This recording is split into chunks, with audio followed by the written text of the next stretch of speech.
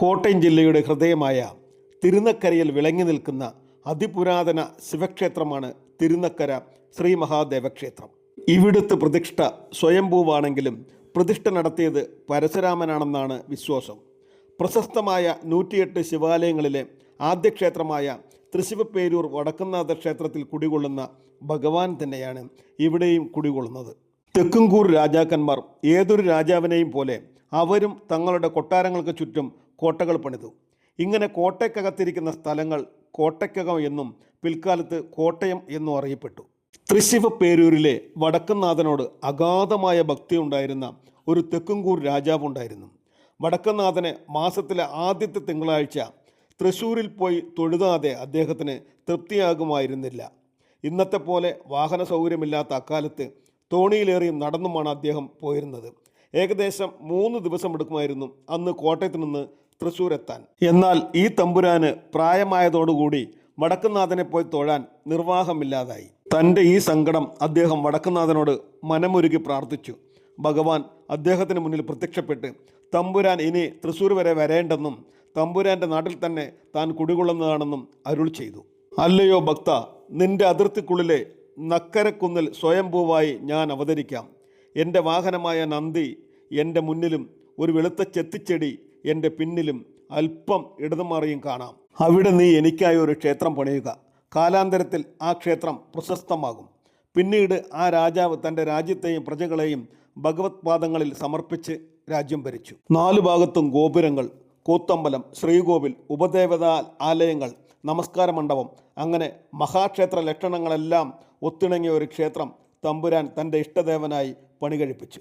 എല്ലാ ശിവക്ഷേത്രങ്ങളിലും ഭഗവാൻ ശിവൻ്റെ നടയ്ക്ക് നേരെ മുന്നിലോ അല്പം മാറിയോ ശിവവാഹനമായ നന്ദിയുടെ പ്രതിഷ്ഠയുണ്ടാകും. കൊടിമരത്തിന് മുകളിലും നന്ദിയുടെ രൂപമുണ്ടാകും. ഭഗവാൻ ശിവനെ തൊഴുന്നതിന് മുൻപ് നന്ദിയെ തൊഴണമെന്നാണ് ചിട്ട. നന്ദിയുടെ ചെവിയിൽ ഭക്തർ ആഗ്രഹങ്ങൾ പറഞ്ഞാൽ നന്ദി അത് ഭഗവാന്റെ അടുത്ത് ചെന്ന് പറയുമെന്നുള്ളതാണ് വിശ്വാസം. ഇവിടുത്തെ ശിവലിംഗത്തോടൊപ്പം ഉദ്ഭവിച്ചതാണ് ഇവിടുത്തെ നന്ദി വിഗ്രഹവും. തിരുനക്കര ക്ഷേത്രത്തിൽ നന്ദിയെ ഒരു ഉപദേവനായി തന്നെ ആരാധിച്ചു വരുന്നു. നന്ദിക്ക് നിത്യവും വിളക്കും നിവേദ്യവുമുണ്ട്. ഇങ്ങനെ വരാൻ ഒരു കാരണവുമുണ്ട്. തിരുനക്കര ക്ഷേത്രത്തിലെ പ്രതിഷ്ഠ കഴിഞ്ഞപ്പോൾ നാട്ടുകാർക്ക് ഒരു വലിയ ഉപദ്രവമുണ്ടായി. തിരുനക്കരയിലും അടുത്തുള്ള സ്ഥലങ്ങളിലും നെല്ലോ സസ്യലതാദികളോ കൃഷി ചെയ്താൽ എത്രയൊക്കെ വേലി കെട്ടി വെച്ചാലും അവയെല്ലാം പൊളിച്ചുകൊണ്ട് രാത്രിയിൽ ഒരു വെളുത്ത കാള കടന്നു വന്ന് അവയെല്ലാം തിന്നാൻ തുടങ്ങി. ഈ കാള ആരുടേതാണെന്നോ എവിടെ നിന്ന് വന്നുവെന്നോ ആർക്കും നിശ്ചയമുണ്ടായിരുന്നില്ല. നല്ല നിലാവുള്ള രാത്രികളിൽ ദൂരെ നിന്ന് നോക്കിയാൽ അവനെ കാണാൻ കഴിയുമായിരുന്നു. എന്നാൽ അടുത്തെത്തുമ്പോഴേക്കും അവൻ അപ്രത്യക്ഷനായി കളയും. ഇത് ആവർത്തിച്ചപ്പോൾ ജനങ്ങൾ കഷ്ടപ്പെട്ടു. അവർ രാജാവിൻ്റെ അടുത്ത് പരാതി പറയുകയും രാജാവ് നടപടിയെടുക്കുകയും ചെയ്തു. എന്നാൽ ഇതുകൊണ്ടൊന്നും ഫലമുണ്ടായില്ല. ആ വെളുത്ത കാള ഉപദ്രവങ്ങൾ തുടർന്നുകൊണ്ടേയിരുന്നു. അങ്ങനെയിരിക്കെ നല്ല നിലാവുള്ളൊരു രാത്രിയിൽ തിരുനക്കരയിൽ നിന്ന് അല്പം പടിഞ്ഞാറ് മാറി സ്ഥിതി ചെയ്യുന്ന വേളൂർ എന്ന സ്ഥലത്ത് ഒരു പാടത്ത് ഈ കാള പ്രത്യക്ഷപ്പെടുകയും വിളകൾ തിന്നാൻ തുടങ്ങുകയും ചെയ്തു.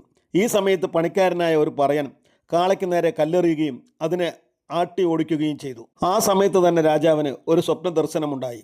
ഒരു വെളുത്ത കാള തൻ്റെ അടുത്ത് വന്ന് ഇങ്ങനെ പറയുന്നതായിരുന്നു സ്വപ്നം. മഹാരാജൻ, അങ്ങ് ഭഗവാന് വേണ്ടതെല്ലാം ഒരുക്കി കൊടുക്കുന്നുണ്ടല്ലോ, ഉപദേവതകൾക്കും ആവശ്യത്തിന് നൽകുന്നുണ്ടല്ലോ. എന്താണ് എനിക്ക് മാത്രം ഇല്ലാത്തത്? ഞാൻ ഭഗവാന്റെ വാഹനമല്ലേ? എനിക്കൊന്നും കിട്ടാത്തത് കൊണ്ടല്ലേ ഞാൻ നാട്ടുകാരുടെ വിളവ് മുഴുവൻ തിന്നു തീർക്കുന്നത്? അതുമൂലം എനിക്കിന്ന് ഒരു പറയൻ്റെ കല്ലേറ് കൊള്ളുകയും ചെയ്തു. ഇങ്ങനെയൊക്കെ ആയാൽ എന്തു ചെയ്യും? കഷ്ടം തന്നെ. പിറ്റേന്ന് രാവിലെ രാജാവ് ജ്യോത്സ്യരെ വിളിപ്പിച്ച് സ്വപ്നത്തിൽ കണ്ട കാള ശിവവാഹനമായ നന്ദി തന്നെയാണെന്ന് പ്രശ്നം വെച്ച് നോക്കിയപ്പോൾ കണ്ടു. അതിന് നിവേദ്യം വേണമെന്നാണ് ദേവഹിതമെന്നും കണ്ടു.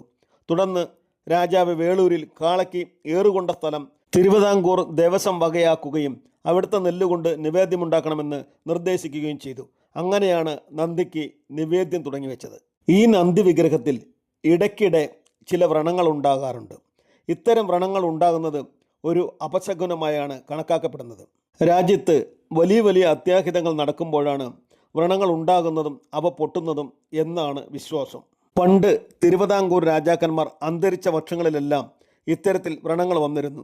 ഇപ്പോൾ ഈ നന്ദി വിഗ്രഹം പിച്ചളിൽ പൊതിഞ്ഞ് സ്വർണം പൂശി വെച്ചിട്ടുണ്ടെങ്കിലും വ്രണങ്ങൾ ഉണ്ടാകുന്നത് തുറന്നുകൊണ്ടേയിരിക്കുന്നു. എന്തായാലും തിരുനക്കര മഹാദേവ ക്ഷേത്രത്തിൽ നിങ്ങൾ ഒരിക്കലെങ്കിലും പോയി തൊഴയണം. അത്രയ്ക്കുണ്ട് അറിയാനും കാണാനും. ഓം നമഃ ശിവായ.